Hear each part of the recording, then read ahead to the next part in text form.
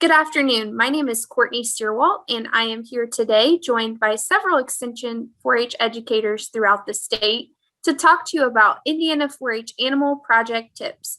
As a reminder, before we begin, remember the deadline for most counties, as well as being eligible for the Indiana State Fair to exhibit a 4-H animal project, is May 15th. Hello, my name is Julie Wilson, and I am the 4-H educator here in Randolph County, and I'm going to be talking to you about why it's important to be engaged locally. There are wonderful opportunities outside of the show ring that we want to make sure that you're aware of. So we have community clubs, we have after-school programs, we have school enrichment programs, we have camps and workshops and special interest programs all at the local level.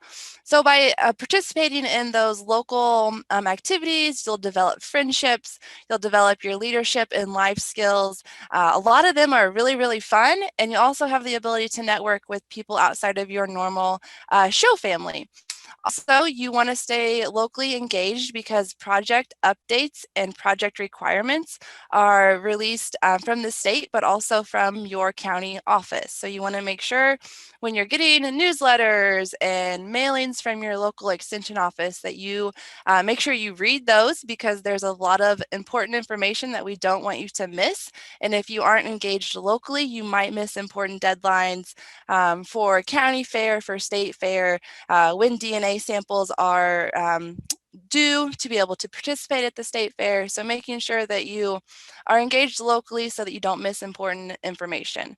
And then also, like at the county level, by being engaged, you also have numerous statewide opportunities that you are able to participate in as a 4-H member. So some of those that you would be able to participate in would be the State Fair, 4-H Academy at Purdue, we have 4-H Roundup, we have the Indie Youth Food Challenge, we have Teens as Teachers, and the list goes on and on of additional statewide opportunities that you would be able to participate in as a 4-H member locally and on a statewide basis. So that's just an overview of why being connected locally is really, really important, and we want to make sure that you don't miss out on opportunities at the local level. I think I'm turning it over to Courtney for some more information.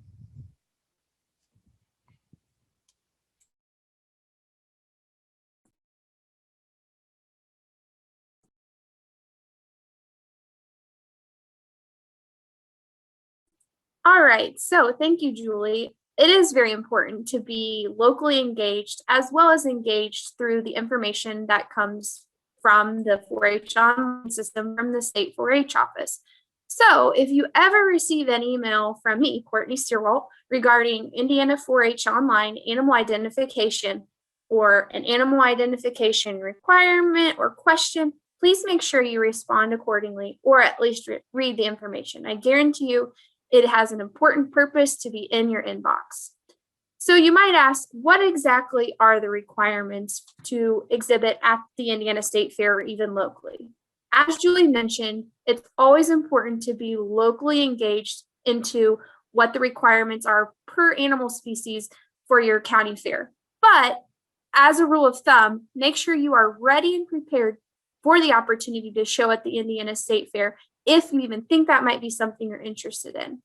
So attached here, you will see the 2020 animal identification requirement list. Again, this chart references what the requirements are for those animals to go to the Indiana State Fair. So as a rule of thumb, also we go by the gold standard deadline for all species of May 15th. So you want to make sure that all of your information is put into the 4-H online system by the deadline of May 15th.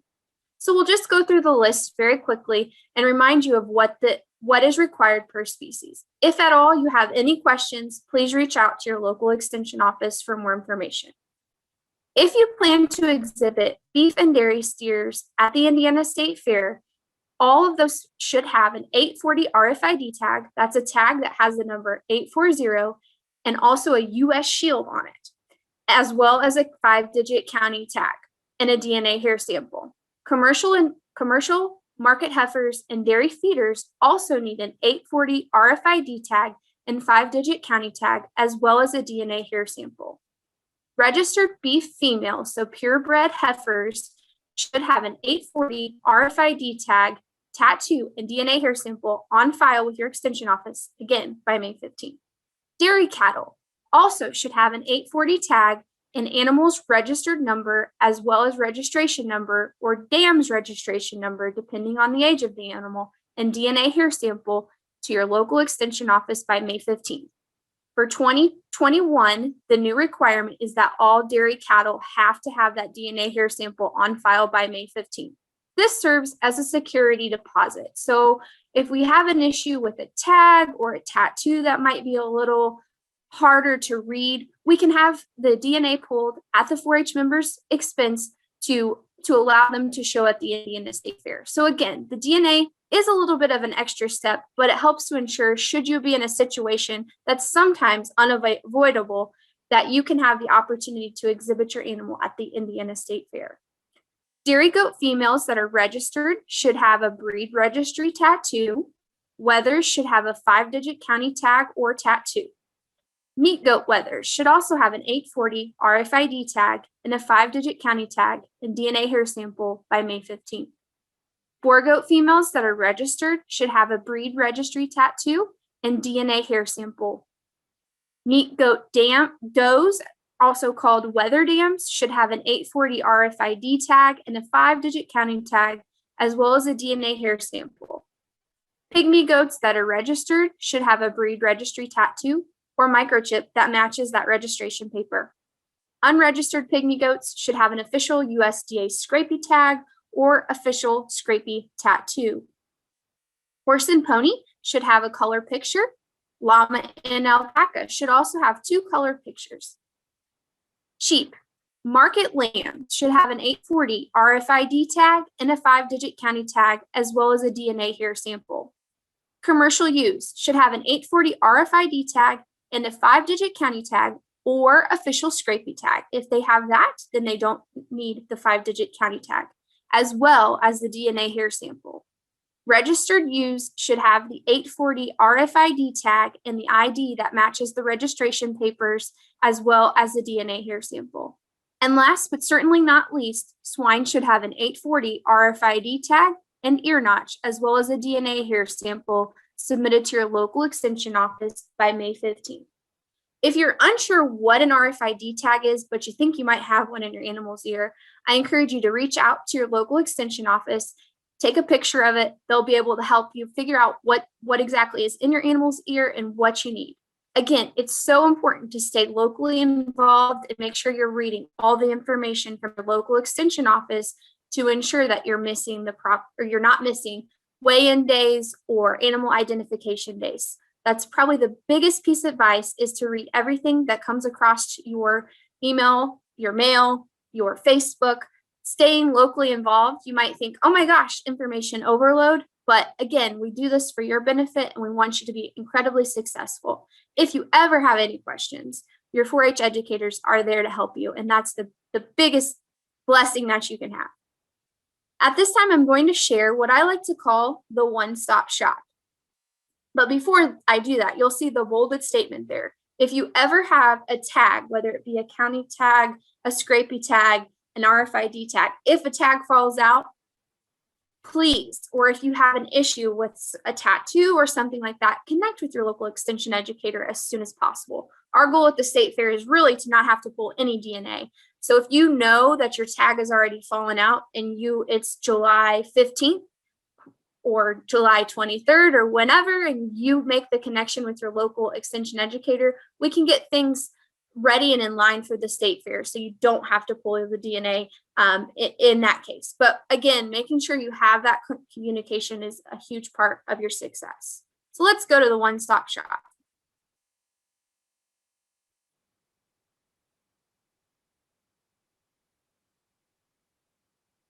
All right.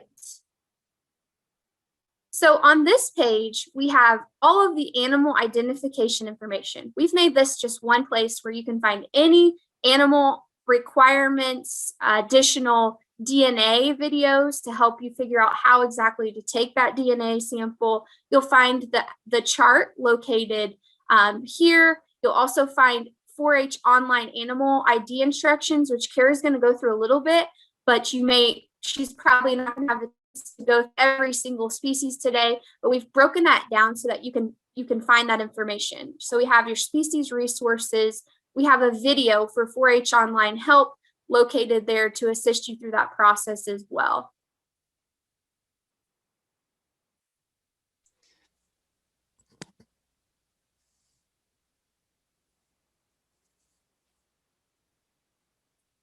And I will share this really quickly. I apologize, that didn't come through as proposed. If my comrades will let me know if you can see it now. All right, so sorry about that, but here is that website again. As I went through and you couldn't see it, now you can. But as you'll see here, as I mentioned, there's the animal ID instructions. We have the resources per species. We have the different ID sheets that will help you as you go to your weigh-ins. Just a great place to find all the information, again, that you need in order to make sure that you are successful in your project. Okay.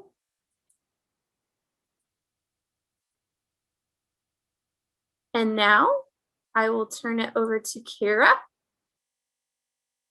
to share her information.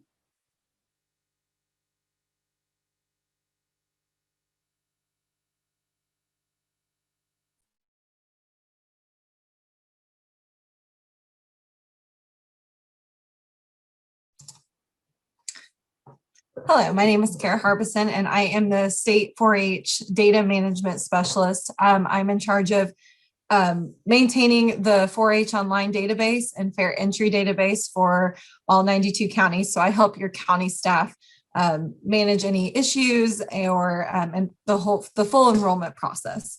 So like we were talking about, like Courtney pointed out on the website, you've got all your instructions now on how to enter those animals in 4-H online by May 15th. There is help videos on there for each species, but again, you will go to the 4-H online website, the v2.4honline.com. You'll log in with your online credentials that you did when you did enrollment. If you have forgotten your password, you can reset your password here. You can contact your local extension office and they'll help you as well get back into the system. So you will sign in. It'll take you to your family page where all your members are listed. You'll pick the member that you're wanting to enter in animals for first, and you'll click on the animals tab located on the left-hand side, and then you'll add an animal. You'll see any other animals that you have currently enrolled will be listed below, but adding an animal, you'll add a new animal at the time of going to add. You'll see there is a side that says previously added animals. We are in an updated database, so there is no animals to pull over from our old system.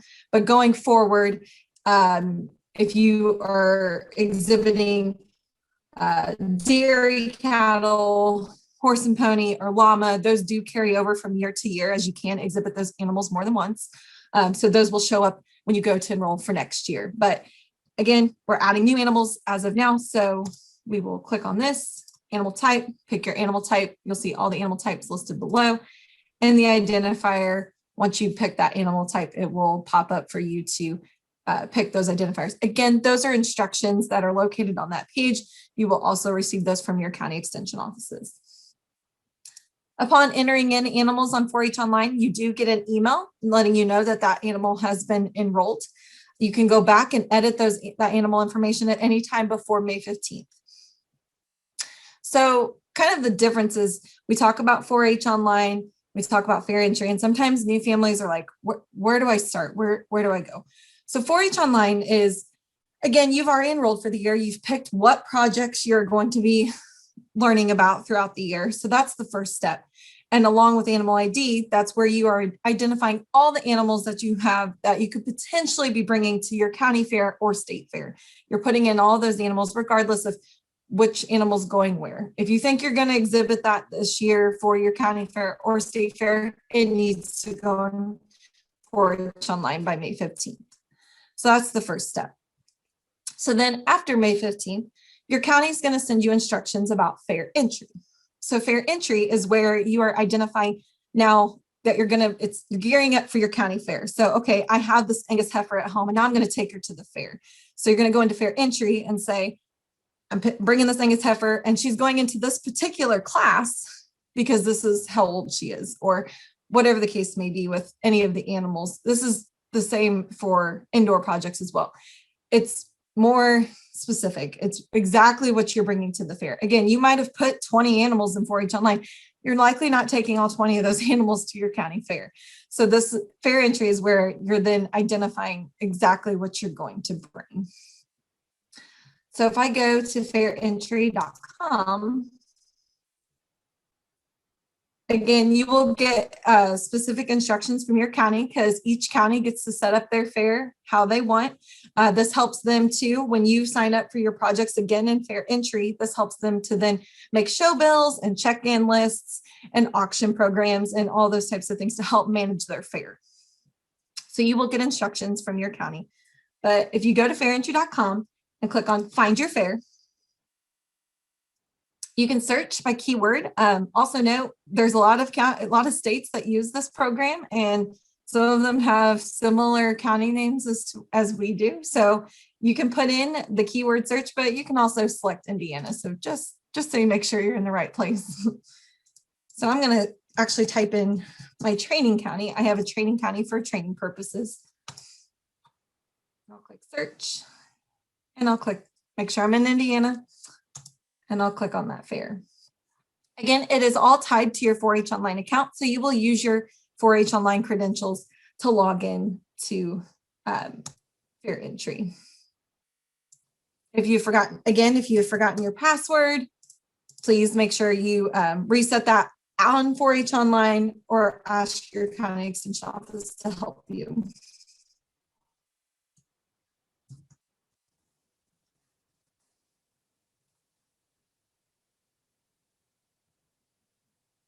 It'll take you in and you'll register any of your exhibitors in your family. You already have one started. You would go into that member. It'll take you through a process. It might ask you some questions depending on how your fair is set up.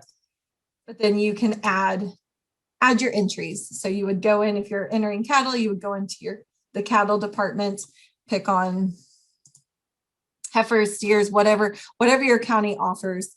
And you will go through that process and you will enter in all your projects and submit, and then your county will approve those. If you forget to enter something at the first time doing this, once your county has approved it, you can go back in and keep adding entries until your county's deadline. Again, be in contact with your local extension office on instructions on how to use fair entry. But again, it's just knowing that 4-H online is first. You're identifying what you're going to be doing for the year with projects. You're identifying your animals, any animals that you could potentially be taking to your county or state fair. And then after May 15th, you would do fair entry to then be more specific on what you're going to bring to your local county fair. And with that, I'm going to turn this over to Kelsey.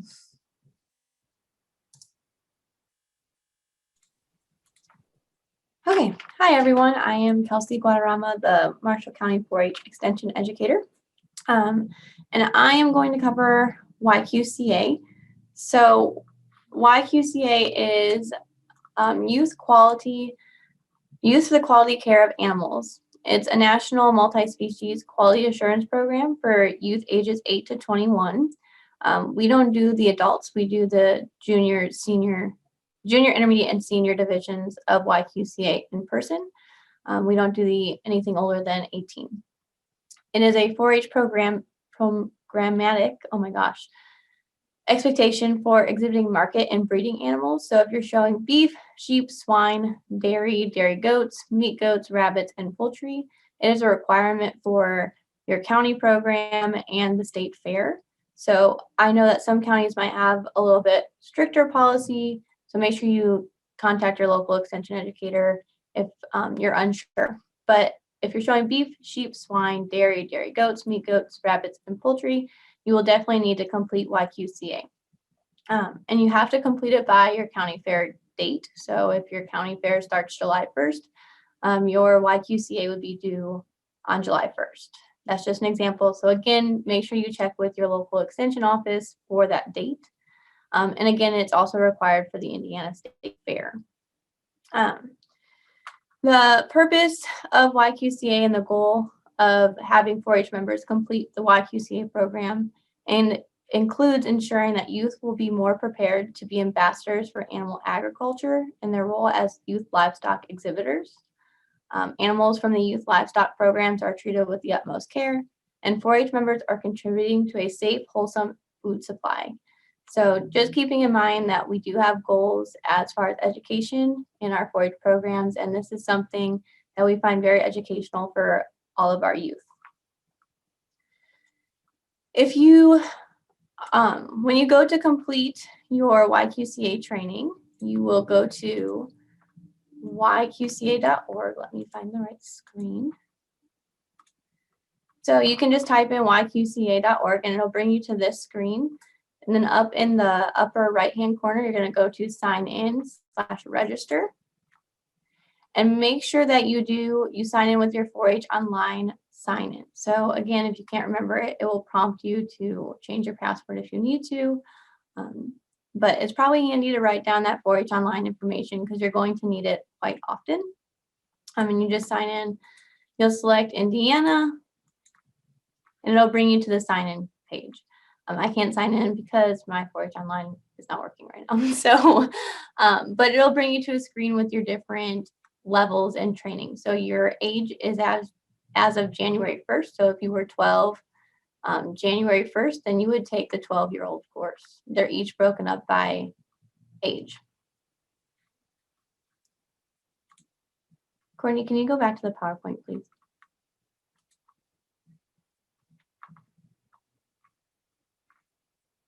Thank you.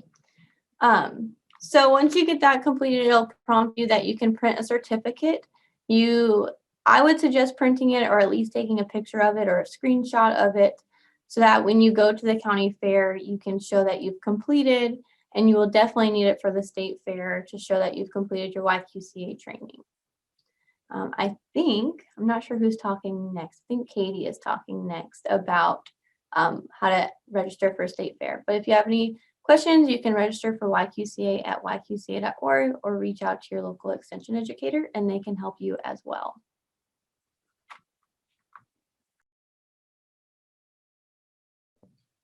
Okay, we are going to talk about how to register for the Indiana State Fair. I have put at the very top of this slide the registration website, and we'll visit that here in a second. We do not want 4-Hers to make the mistake that just because you've completed your 4-H online enrollment with your animals or that you've done fair entry for your county fair, that makes you an exhibitor automatically for the Indiana State Fair. Enrollment for the Indiana State Fair will open this year sometime in May. That will be announced. And then you'll be able to visit the Exhibitors Corner website at that time and start to enter your information to be eligible to show. A lot of exhibitors have questions about where to find information about the shows. We'll also take a look at that website here in a second to see where you can find information. You have to be careful to only look for those 4-H entry books. And I have a sample photo on our slide down here at the bottom in green as we are going to look at the requirements for those 4-H competitions only when we're entering for the 4-H shows. We always want to make sure that you're reviewing and registering information for the 4-H shows and not open. The fees and times and dates are different for 4-H and open shows, and we want to make sure that your information is entered in the correct category. We also want to make sure that you're utilizing that 4-H online login information that you've been using to register your animals, to register for 4-H, and to enter into fair entry. This will help link all of your animal information for that 4-H'er over into the Exhibitors Corner, and it makes everything run a lot smoother. Remember, this does not apply to rabbit and poultry exhibitors, but it does help with all the other livestock species and your tag information. The Indiana State Fair does have different deadlines for enrollment, so please pay attention to these. The costs do change as you wait later in the summer to register for the state fair, so please pay attention to those deadlines so it doesn't end up costing you more in the end. So when we look at Exhibitors Corner, and I'm not sure I can do that. Courtney, you might have to click on it. I can't. Okay, when you go to Exhibitors Corner, it's a different website than we're used to, and you'll have to share your screen. For registration, it has nothing to do with your county fair, only the state fair. And there it is. Yay. Okay, so here you can see that you'll want to put in your email and password information that you use for 4-H Online. If you have an existing account, if you have never entered into the state fair, there is a place down there to make sure you stay registered with your email and password that is affiliated with that 4-H Online account. And like I said, that links everything over. This site has not been updated yet for 21 as they're still finalizing all their dates and information. But again, once it is, there'll be information out that registration is open. And then you'll be able to visit this website to register your animals in your 4-H'er. If we could go to the other site on that slide, Courtney.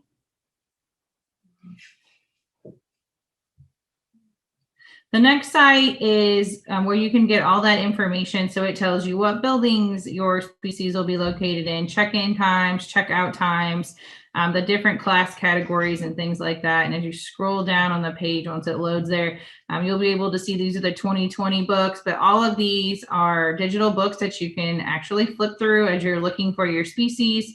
And it gives you, again, all the scheduled information on the shows, locations, classes, and so forth. So those are a great resource for you. They are downloadable PDFs, and you can also print them depending on what you would like to do. As you can see from their site, those new books will be up sometime, hopefully this month. It is April, so we're hoping those entry books come out soon for all of you to review. So as we're talking about on the next slide, we'll go back to that PowerPoint. Why is it important to register for the state fair and how different it is, and what do you need to do at the county level? So on the next slide, we'll cover things that have already been touched on, and I'm just going to reiterate them because they are so important. So that May 15th deadline is so important, especially if you are going to be showing at the Indiana State Fair. You have to have all your information done online by that deadline. Courtney touched on the DNA here and how important that is because, like she said, it is basically a great holding spot for you if something were to happen to your tags or we have issues with registration. And so those also have to be in your local extension office. Again, remember, you can enroll more animals than you plan to bring to your county fair. So there are limits, and you can see those on that website we just talked about or on your registration papers for your local county office. But you can always show animals at the state fair that you do not show at the county fair. And I know that's a lot of questions for new families out there. You do not have to show the animal at the state fair to or for the county fair to qualify for the state fair. So remember, you have lots of options there when registering animals. And then we also touched on the fact that it's a great idea to print your YQCA certificate or have a screenshot of it on your phone to have with you handy at that state fair check-in just to be on the safe side. All right. And that is all I have for my section. We are going to move on to the next one.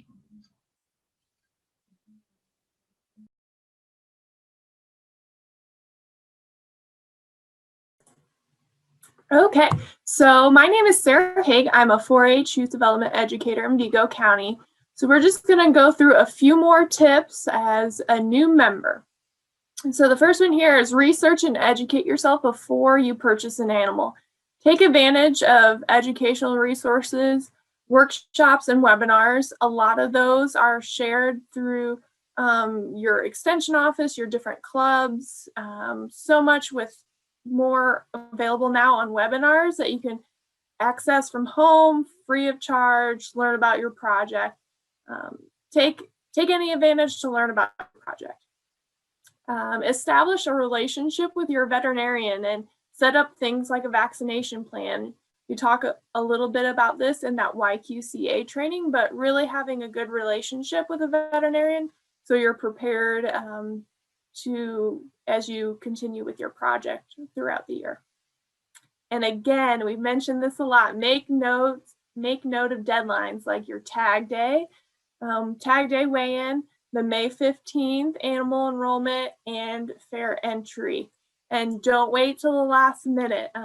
Fair entry, 4-H Online, that May 15th, that's the entire state. So it gets really busy and it gets a little slower, and it's a little bit more frustrating if you wait till the very last day to enter that. So I highly encourage you to not wait till the very last day to do that.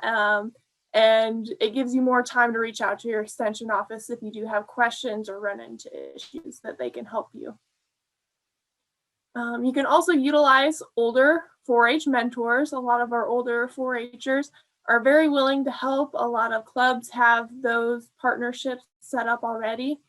Talk to your club leaders and again, your extension educators to ask any questions you may have. And when you're working with your animal projects, have patience, take baby steps when you're training your animals. It's a year-long program. Some of the market ones you may have, just through the spring and summer, but have patience, take those baby steps, and it'll definitely benefit you when it comes time to go into the show ring. And my last tip here is plan for the unexpected. Unfortunately, you never want to lose an animal, but that's a part of raising animals and livestock. Sometimes unfortunate things happen. There's a disease and you lose an animal. So as mentioned, if you have multiple animals, go ahead and enter those in 4-H online just in case, your main project, your main animal doesn't pan out, you have a backup. Be prepared. Maybe you're not able to show in the show ring, but how can you work on your project, create a display, a poster to show what you've learned? So just plan for the unexpected. We never want to, see an animal, lose an animal unexpectedly, but it unfortunately can happen. And the 4-H educators like to see everybody still able to participate if they're kind of planning ahead and ready for that scenario. So those are just a few tips. I'm sure as you reach out to your club leaders and other 4-H mentors, they may have more for you as well.